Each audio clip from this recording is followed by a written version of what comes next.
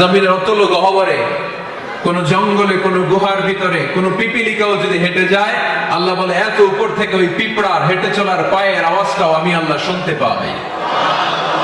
এজন্য কেউ যেটা শোনে না শোনে কে? কেউ যেটা দেখে না দেখে কে? কেউ যেটা পারে না পারে কে? আওয়াজ করে বলেন, আল্লাহ কি আমাদের কাছে না দূরে? আমার বাবা মা আমার যত কাছে, তার চাইতো আমার বেশি কাছের কে? আমার স্ত্রী আমার যত কাছে, তার চাইতো আমার বেশি কাছের কে? আমি আমার যত কাছে, তার চাইতো আমার বেশি কাছের কে?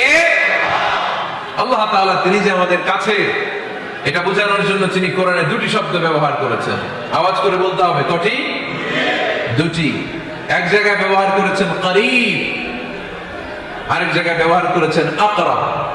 রব্বুল আলামিন বলেন, وَإِذَا سَأَلَكَ عِبَادِي عَنِّي فَإِنِّي قَرِيبٌ أُجِيبُ دَعْوَةَ الدَّاعِ إِذَا دَعَانِ فَلْيَسْتَجِيبُوا لِي وَلْيُؤْمِنُوا بِي لَعَلَّهُمْ يَرْشُدُونَ।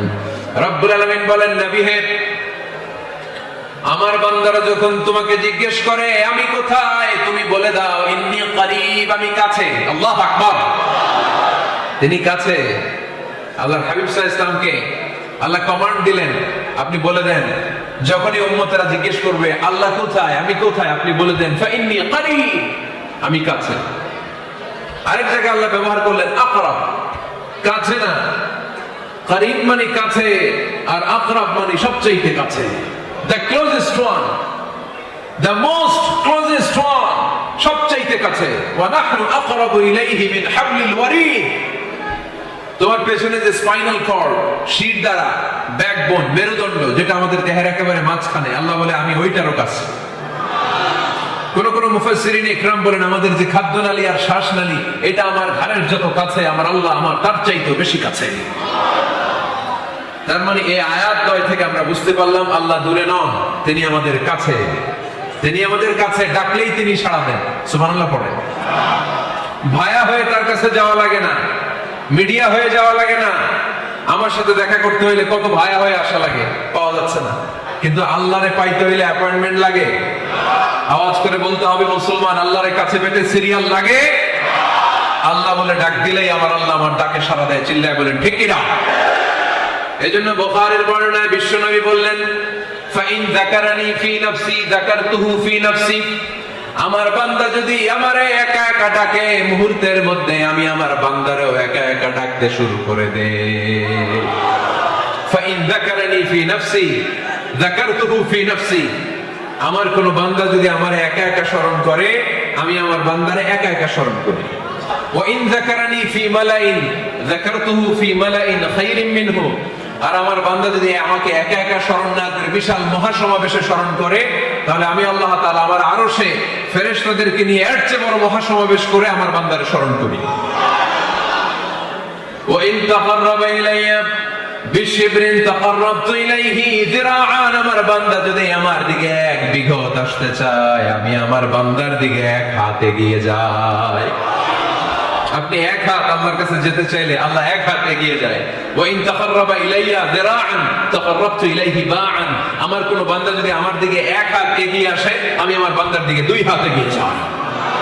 ওয়া ইন আতানি ইয়ামশি আতাইতুহু হারওয়ালা। আমার বান্দা যদি আমার দিকে হেঁটে হেঁটে আসতে চায়, আমি আমার বান্দার কাছে যাওয়ার জন্য দৌড়ে দৌড়ে ছুটে যাই। এজন্য আওয়াজ করে বলতে হবে, আল্লাহ কাছে না দূরে? আরো জোরে, কাছে না দূরে? The most closest one, সবচেয়ে কাছে। চাইলে আমরা আল্লাহর কাছে যেতে পারি। আমরা আজকে জেনে যেতে চাই কি কাজ করলে আল্লাহর নৈকট্য পাওয়া যায়, কি কাজ করলে আল্লাহর কাছে যাওয়া যায়। দুইটা সোর্স থেকে জানবো। কয়টা সোর্স? এক হচ্ছে কোরআন, আরেক হচ্ছে সুন্নাহ।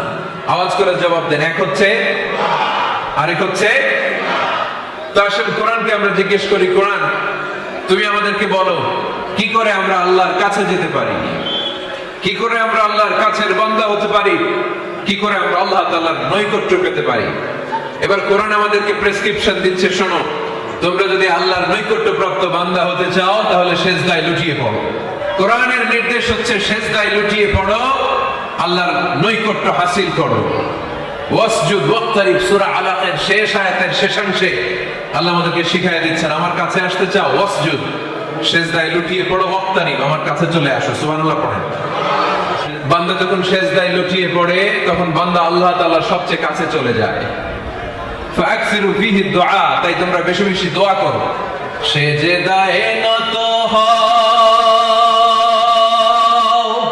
অশ্রু ছাড়ো,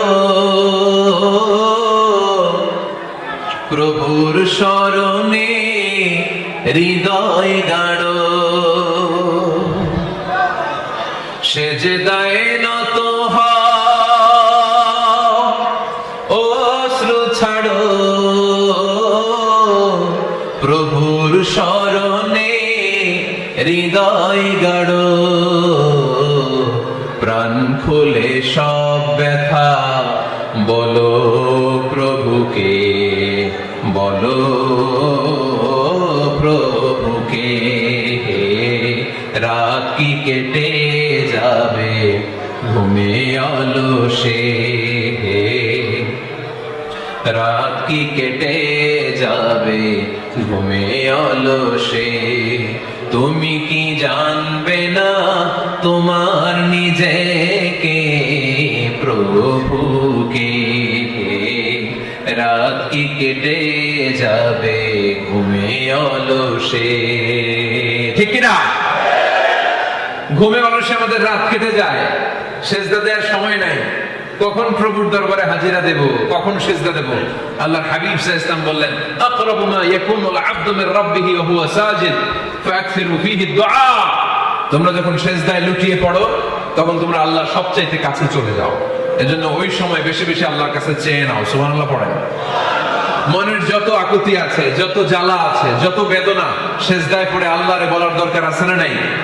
কারণ কেউ যেটা শোনে না, শোনে কে? পরীক্ষায় ভালো করতে চান, সিজদায় লুটিয়ে পড়ে আল্লাহরে বলেন। নেককার স্ত্রী চান, সিজদায় পড়ে আল্লাহরে বলেন। নেককার সন্তান চান, সিজদায় লুটিয়ে পড়ে আল্লাহরে বলেন। বিসিএস পরীক্ষায় টিকতে চান, সিজদায় লুটিয়ে পড়ে আল্লাহকে বলেন। পাসপোর্ট দিয়ে রেখেছেন, ভিসা হয় না, সিজদায় লুটিয়ে পড়ে আল্লাহরে বলেন। মনের যত জ্বালা, যত যন্ত্রণা, যত আকুতি, যত হাহাকার, সিজদায় লুটিয়ে পড়ে আল্লাহরে বলেন। কারণ আল্লাহর দরবার এমন দরবার, এই দরবার থেকে কেউ কোনোদিন খালি হাতে ফিরে না। চিল্লায় বলেন ঠিক কিনা? কেউ ফিরে না খালি হাতে আল্লাহর তোর দরবারেতে, তাই না? আকরাবু মা ইয়াকুনুল আবদু মির রাব্বিহি ওয়া হুয়া সাজিদ। বান্দা যখন সিজদায় লুটিয়ে পড়ে বান্দা আল্লাহর সবচাইতে কাছে চলে যায়। এই কথাটা মনে থাকবে আপনাদের সবার। আমরা কখন আল্লাহর সবচেয়ে কাছে যাই?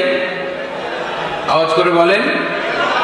যখন আমরা সিজদায় পড়ে থাকি। আপাত দৃষ্টিতে মনে হয় সিজদাটা যখন দেই জায়নামাজের উপরে আমার কপালটা পড়ে, সিজদাটা যখন দেই মসজিদের টাইলসের উপরে আমার সিজদাটা পড়ে, সিজদাটা যখন দেই মনে হয় যে মসজিদের কাপড়ের উপর আমার কপালটা পড়ে। কিন্তু বিশ্বনবী বলেন না, তোমার কপালটা আল্লাহর কুদরতি পায়ের উপরে পড়ে। আকরাবু মা ইয়াকুনুল আবদু মির রাব্বিহি ওয়া হুয়া সাজিদ। বান্দা যখন সিজদায় লুটিয়ে পড়ে বান্দা আল্লাহর সবচাইতে কাছে চলে যায়। তাহলে কোরআন আমাদেরকে জানালো, যদি আল্লাহর প্রিয় হতে চাও সিজদায় লুটিয়ে পড়ো। আল্লাহর প্রিয় হতে চাইলে কি করব? আওয়াজ করে বলেন কি করতে হবে? আল্লাহর হাবিব সাল্লাল্লাহু আলাইহি ওয়াসাল্লাম লম্বা সময় ধরে রাতে সিজদায় পড়ে থাকতেন। আল্লাহর হাবিব সাল্লাল্লাহু আলাইহি ওয়াসাল্লামের সাহাবারা সব সময় লম্বা লম্বা রুকু দিতেন, লম্বা লম্বা সিজদা দিতেন। কিন্তু আমরা রুকুর মধ্যে তাড়াহুড়ো করি, সিজদা দিতে যে তাড়াহুড়ো করি, এরকম আছে না? আপনারা তাড়াহুড়ো করেন? করবেন না আমার ভাইয়েরা। There is no rushing in salah. সালাতে তাড়াহুড়ো নেই। There is no hastiness in salah. সালাতে কোনো তাড়াহুড়ো নেই। সল্লু সালাতান মুআদ্দি'। এমন ভাবে নামাজে দাঁড়াবেন মনে করবেন এটাই হতে পারে আমার জীবনের শেষ নামাজ, ঠিক কি না? Perform the salah as if this is your last and final prayer. এমন ভাবে মুসল্লায় দাঁড়ান মনে করেন এটাই হতে পারে জীবনের শেষ নামাজ। This is my last chance. এখন বাজে 3:30। কেউ যদি বলে আসরের যে নামাজটা পড়বেন এটাই আপনার জীবনের শেষ নামাজ, ওই নামাজ আপনি তাড়াহুড়া করবেন? কথা বলেন। আরে কাঁদতে কাঁদতে আপনি শেষ। এত সুন্দর ওযু বানাবেন, এত সুন্দর আতর মেখে যায় নামাজ বিছিয়ে পাঞ্জাবিটা পরে আপনি নামাজে দাঁড়াবেন, রুকুতে কি সুন্দর রুকু করবেন, লম্বা সময় সেজদা করে চোখের পানি দিয়ে তো সেদিন আপনার জায়নামাজ আপনি ভিজিয়ে দিবেন, ঠিক কিনা? কেন এমনটা করবেন? কারণ আপনি জেনে গিয়েছেন এটাই আমার শেষ নামাজ, তাই না? তো প্রতিটা নামাজের সময় এই জিনিসটা ভাবলে সমস্যা কোথায়? আমরা যে আরো আধা ঘন্টা এখানকার সবাই বেঁচে থাকবো কোনো গ্যারান্টি আছে? আরো 10 মিনিট হায়াত পাবো, গ্যারান্টি? 5 মিনিট, 2 মিনিট, শ্বাস যেটা নিলাম, ব্রেথ ইন করলাম, এটার ব্রেথ আউট করতে পারবো, কোনো গ্যারান্টি আছে? তো প্রতিটা সালাতের মুসল্লায় যখন দাঁড়াই এই চিন্তাটা আমাদের মাথায় আসে না কেন যে এটাই আমার শেষ নামাজ? সল্লু সালাতান মুআদ্দিন। যখনই নামাজে আমরা দাঁড়াবো আমরা ভাববো হতে পারে এটাই আমার জীবনের শেষ নামাজ, এটাই জীবনের, ভাবা যাবে? আর লম্বা চূড়া রুকু করবেন, লম্বা সেজদা করবেন, রুকুতে পিঠটা সোজা রাখবেন।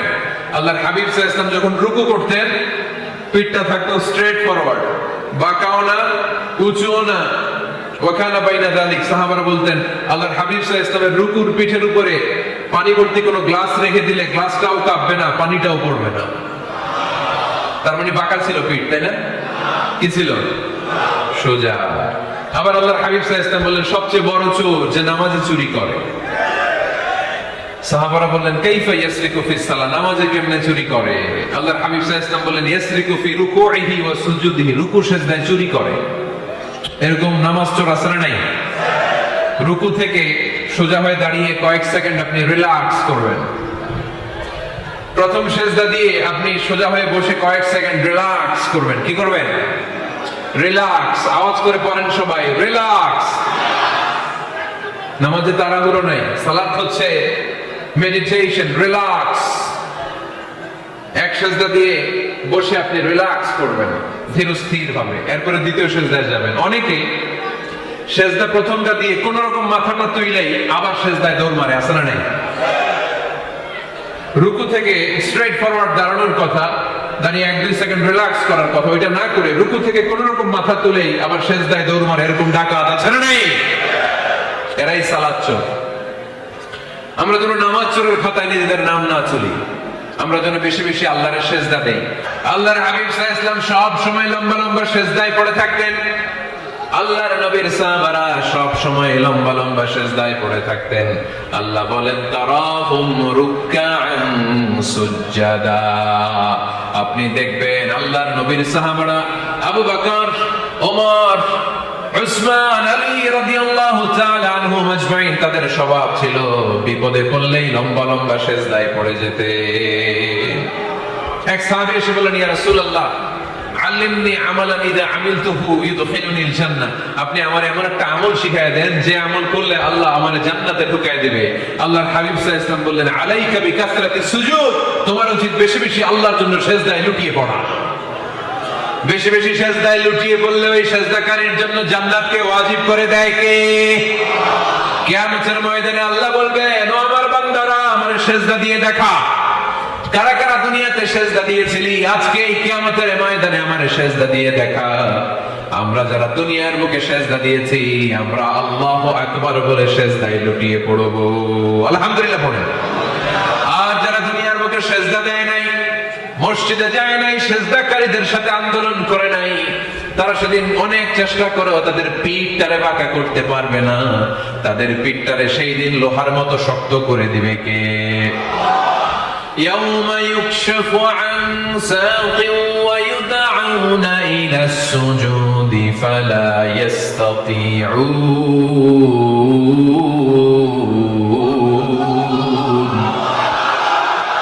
সেদিন আল্লাহ তাআলা ওনার পায়ের গোছা উন্মুক্ত করবেন, পায়ের গোছা দেখাবেন আর বলবেন সেজদা দাও, সেজদা দাও। তারা দুনিয়াতে সেজদা দিয়েছে, এখনই টের পাওয়া যাবে। আমরা আল্লাহু আকবার বলে সেজদায় লুটিয়ে পড়বো। কিন্তু যারা দুনিয়ায় সেজদা দেয় নাই এরা অনেক চেষ্টা করো পিঠটারে বাঁকাই করতে পারবে না, সেজদাতে দূরের কথা, এদের পিঠটারে লোহার রডের মতো শক্ত করে দিবে কে? এই দুনিয়াতে আমরা খালি চোখে যা দেখি সবকিছু সেজদা করে কারে?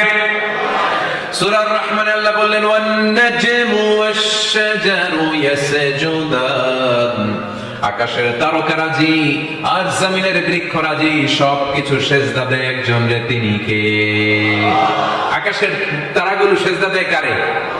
এই গাছপালাগুলো সেজদা দেয় কারে? দেখছেন কোনদিন? দেখেন নাই? ওই চোখ আমাদের নাই, তাই আমরা দেখি না। এই পৃথিবীর সবকিছু জিকির করে আল্লাহ, কিন্তু ওই কান আমাদের নাই, এজন্য আমাদের কান দিয়ে আমরা শুনি না। রব্বুল আলামিন বলেন, ওয়া ইম মিন শাইইন ইল্লা ইউসাব্বিহু বিহামদিহি ওয়ালাকিন লা তাফকাহুনা তাসবিহাহুম। নবমণ্ডল ভূমণ্ডল যেখানেই যেটা থাকে না সবকিছু জিকির করে কার? এই যে আকাশের পাখিগুলো উড়ে বেড়ায়, পাখিগুলো জিকির করে কার? নদী নালা জিকির করে কার? সাগর মহাসাগর জিকির করে কার? পাখিরা যায় উড়ে যায় আকাশের ওই নীলিমায়, নদীরা যায় ছুটে যায় সাগরের ওই মোহনায়। পাখ পাখালি আর সাগর নদী, পাখ পাখালি আর সাগর নদী কার গুণগান গায়? আল্লাহু আল্লাহ আল্লাহু আল্লাহ আল্লাহর গুণগান গায়। সবাই পড়েন, আল্লাহু আল্লাহ আল্লাহু আল্লাহ আল্লাহর গুণগান গায়। সুবহানাল্লাহ পড়েন। ওয়া ইম মিন শাইইন ইল্লা ইউসাব্বিহু বিহামদিহি ওয়ালাকিন লা তাফকাহুনা তাসবিহাহুম। পৃথিবীতে যা দেখো খালি চোখে সবকিছু আল্লাহর তাসবিহ পড়ে, সব আল্লাহর জিকির করে, সব আল্লাহর সিজদা দেয়। One নাজমু wash শাজারু ইয়াসজুদান। আকাশের তারা, দুনিয়ার বৃক্ষরাজি সিজদা দেয় একটা সত্তাকে, তিনি কে? অস্ট্রেলিয়ায় একটা শহর আছে সিডনি, সিডনিতে একটা জঙ্গল আছে, ওই জঙ্গলে একটা গাছ মানুষের মতো করে টু দ্য ডাইরেকশন অফ কিবলা, কেবলামুখী হয়ে এখনো রুকু দিয়ে আছে। সুবহানাল্লাহ পড়তে পারলেন না আওয়াজ করে? অনেক ক্যালেন্ডারে ছবিটা দেখা যায়, পেপার কাটিং আমি দেখেছি। একেবারে মানুষের মতো গাছটা, এটা এমন ভাবে বড় হয়েছে, এটা বড় হয়ে এমন ভাবে বেন্ড করেছে, মাথাটা বাঁকা হয়ে টু দ্য ডাইরেকশন অফ কিবলা, কেবলামুখী হয়ে রুকু করে আছে। অনেক গাছ আছে সেজদা করে আছে। গোটা বিশ্বের যা কিছু দেখা যায় সবকিছু সেজদায় লুটিয়ে পড়ে কার জন্য? সবকিছু জিকির করে কার? ওই কান আমাদের নাই, তাই আমরা শুনি না। ওই চোখ আমাদের নাই, তাই আমরা দেখি না। কিন্তু মহাবিশ্বের সবকিছু সেজদা করে কারে? এজন্য আমরাও সেজদা করতে চাই একজনকে। চিল্লায় বলেন, তিনি কে? আমরা মসজিদে একটা সেজদা দেব, আবার মাজারে যে আর একটা দেব। হ্যাঁ, সমস্যা কি? সব জায়গায় দিলাম, মসজিদেও কিছু দিলাম, মাজারেও কিছু দিলাম। কুমিল্লার ভাইয়েরা আওয়াজ করে উত্তর দাও, মুসলমান সেজদায় কোনো ভাগাভাগি চলে? আল্লাহর রাজত্বে কোনো ভাগাভাগি আছে? সেজদা চলবে একজনের জন্য, তিনি কে? কোনো ভণ্ডামির সাথে ইসলামের কোনো সম্পর্ক? ভণ্ডামির সাথে কোরআনের কোনো সম্পর্ক? ভণ্ডদের ভালো হওয়ার সুযোগ এখনো আছে না নাই? আজকের এই লাখো জনতার মাহফিল থেকে আমরা তাদেরকে উদাত্ত আহ্বান জানাই, ভণ্ডামি ছেড়ে দেন, ভালো হয়ে যান। ভালো হইতে পয়সা লাগে না।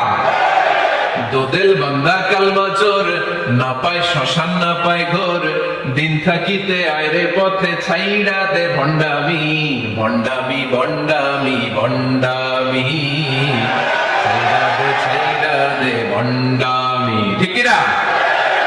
নামাজ কালাম পড়ে না, ইবলিশ শয়তানের নানা। এরকম আছে?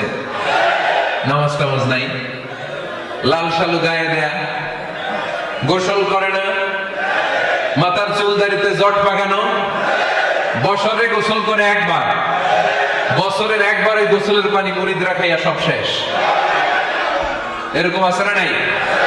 এই অপরিচ্ছন্নতার সাথে, এই নোংরামির সাথে, এই মেন্টালি ডিসঅর্ডারের সাথে পরিচ্ছন্ন ইসলামের কোন সম্পর্ক আছে? নামাজ কালাম পড়ে না, ইবলিশ শয়তানের নানা, ধর্মের একখান খুঁটি ধইরা কয়দিন করবা হয়রানি, ভণ্ডামি ভণ্ডামি ভণ্ডামি, ছাইড়া দে ভণ্ডামি। ঠিক না? দুদেল বান্দা কালমা চোর, না পায় শ্মশান না পায় ঘোর, দিন থাকিতে আইরে পথে ছাইড়া দে ভণ্ডামি, ভণ্ডামি ভণ্ডামি ভণ্ডামি, ছাইড়া দে ভণ্ডামি। আওয়াজ তুলে বলেন ঠিক কিনা? কোন ভণ্ডামির সাথে আমাদের সম্পর্ক আছে? এই কপালটারে সৃষ্টি করেছে কে? আমার দেহটারে তৈরি করেছে কে? আমার এই কপাল দিয়ে সেজদা পাওয়ার উপযুক্ত একটাই সত্তা, চিল্লায় বলো মুসলমান, তিনি কে?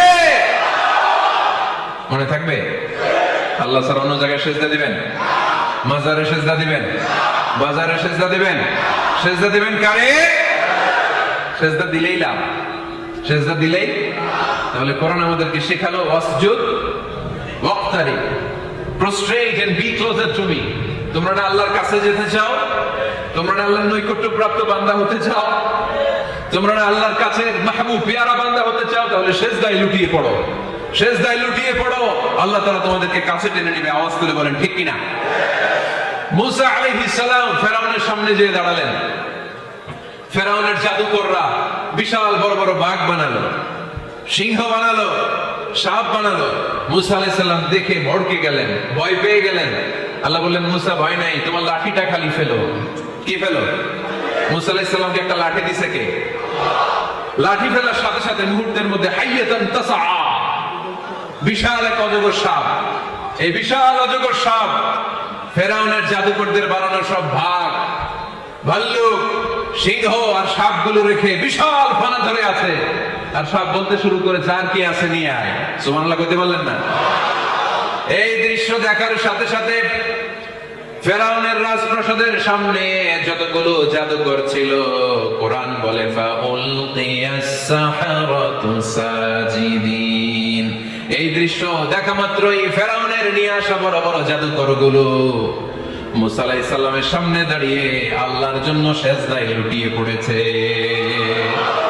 ফাউলকিয়াস সাহারাতু সাজিদিন, সেজদায় লুটিয়ে পড়ে ঘোষণা দিল, আমি ফেরাউনরে মানি না, আমি কোন নাস্তিককে মানি না, আমি মুসার রব, হারুনের রব, বনি ইসরাইলের রব, আল্লাহর জন্য সেজদায় লুটিয়ে পড়লাম। চিল্লায় পড়েন আল্লাহু আকবার। মুহূর্তেই এক সেজদার কারণে তাদের নসিবে হেদায়েত দিয়ে দিয়েছে কে? পৃথিবীর কেউ কাউরে হেদায়েত দিতে পারে? অনেক বাবা ছিল নবী, ছেলের কপালে হেদায়েত নাই, আছে না নাই? অনেক ছেলে ছিল নবী, বাবার কপালে হেদায়েত নাই, আছে না নাই? হেদায়েত দেওয়ার মালিক একজন, চিল্লায় বলেন তিনি কে?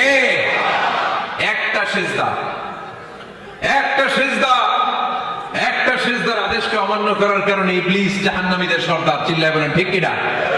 وَإِذْ قُلْنَا لِلْمَلَائِكَةِ اسْجُدُوا لِآدَمَ فَسَجَدُوا إِلَّا إِبْلِيسَ أَبَى وَاسْتَكْبَرَ وَكَانَ مِنَ الْكَافِرِينَ। আল্লাহ বললেন, ও ফেরেশতাকুল সবাই আমার আদেশ মোতাবেক আদমকে সেজদা করো। সবাই সেজদা করলো, একজন ছাড়া, সে কে? আরো জোরে বলেন। অস্বীকার করলো, ওয়াস্তাকবার, অহংকার দেখালো, কানা মিনাল কাফিরিন, কাফেরদের অন্তর্ভুক্ত হলো, জাহান্নামীদের সর্দার হলো। কয়টা সেজদার আদেশ?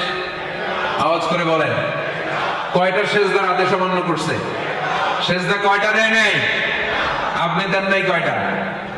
হ্যাঁ, আমরা দেই নাই কয়টা? এক সেজদা না দিয়ে জাহান্নামীদের লিডার। আমরা সেজদা মিস করছি কয়টা? কয়টা?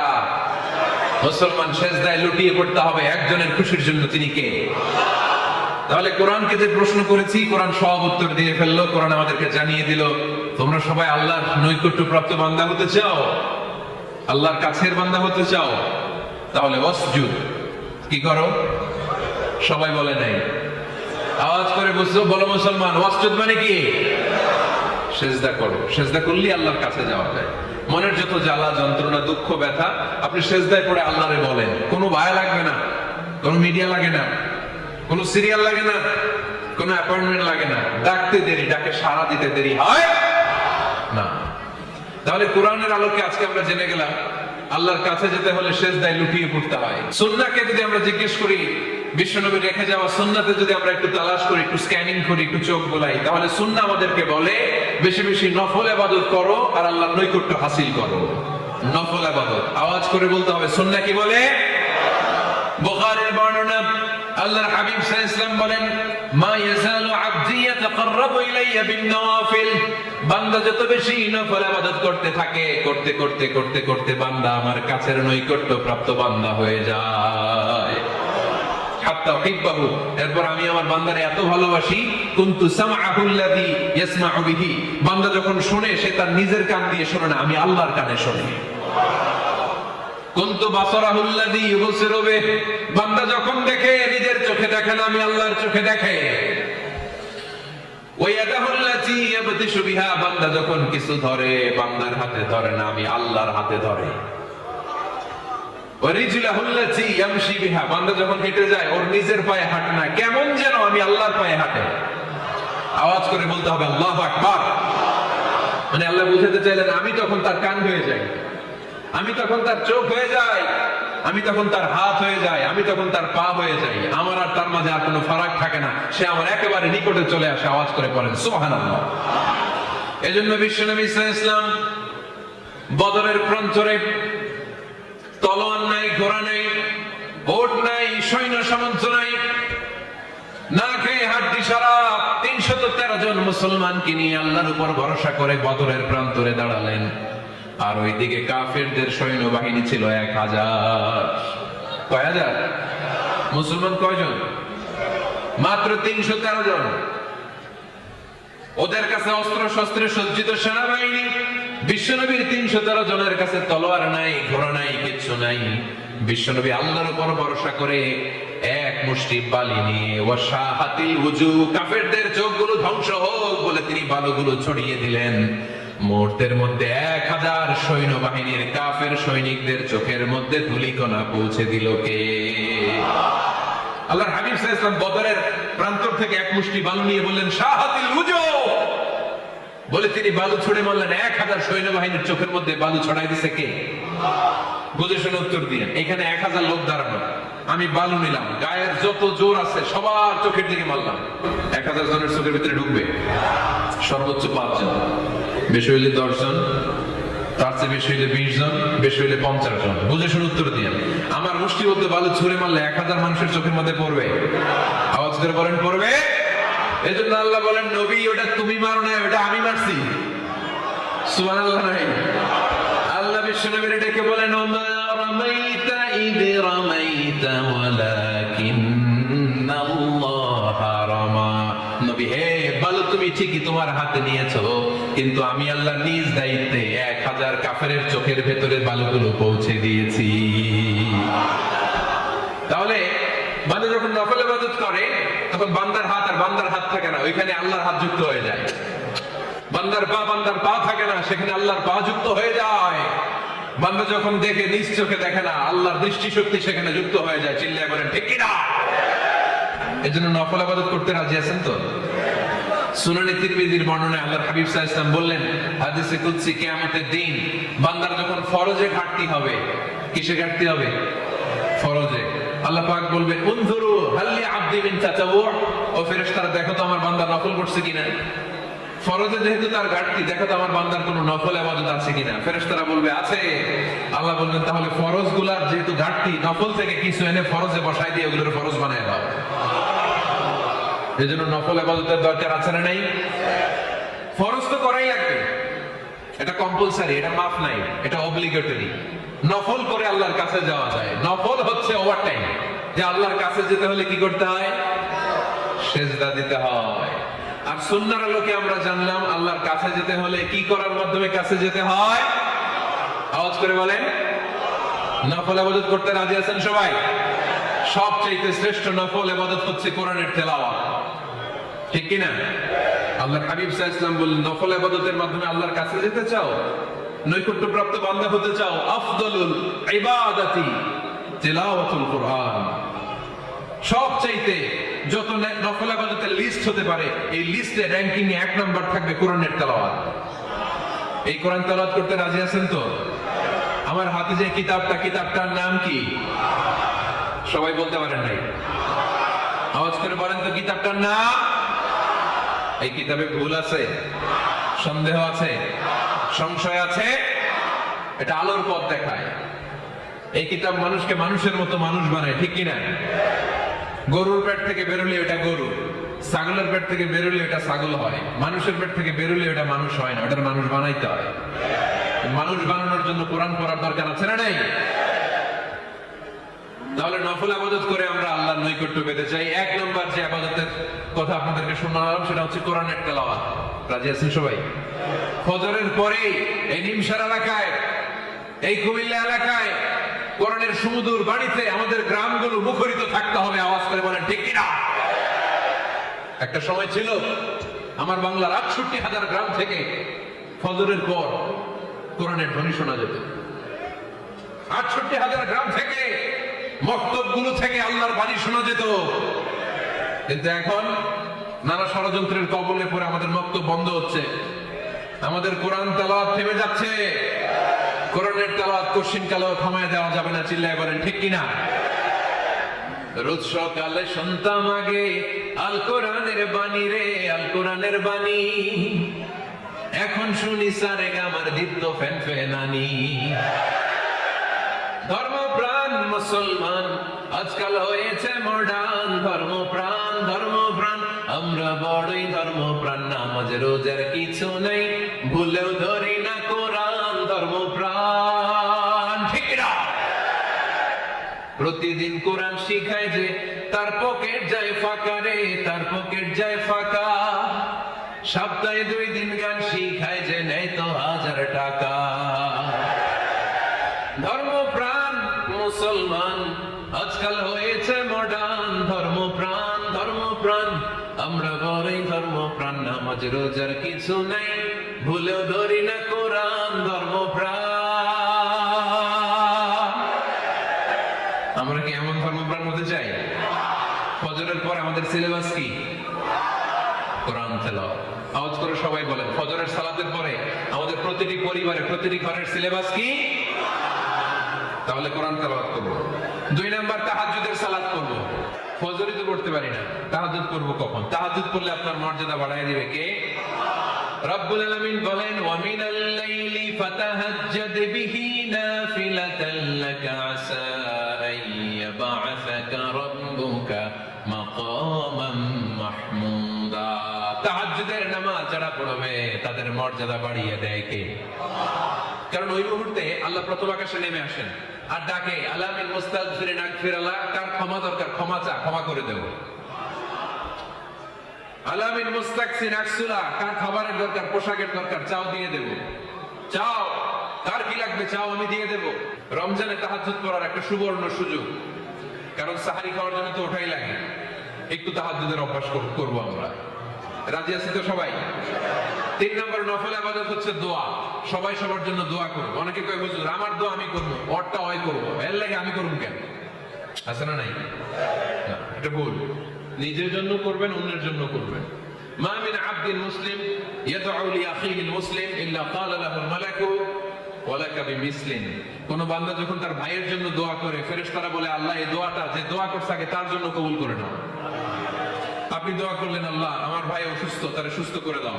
ফেরেশতারা বলে আল্লাহ যিনি দোয়া করতেছে তার যদি কোনো অসুস্থতা থাকে আগে তারে সুস্থ করে দাও। এটার মধ্যে চোখের পানি জুড়ে দিবেন, আবেগ জুড়ে দিবেন, মুহূর্তেই আরশের মধ্যে যে নক করবে। চোখের পানির দাম আল্লাহর কাছে খুব বেশি। 2 ফোঁটা পানি, 2 ফোঁটা পানি আল্লাহর কাছে প্রিয়। আওয়াজ করে বলেন কয় ফোঁটা? 2 ফোঁটা। এক হচ্ছে জিহাদের ময়দানে রক্তের ফোঁটা, আরেক হচ্ছে অনুতপ্ত বান্দার চোখের পানির ফোঁটা।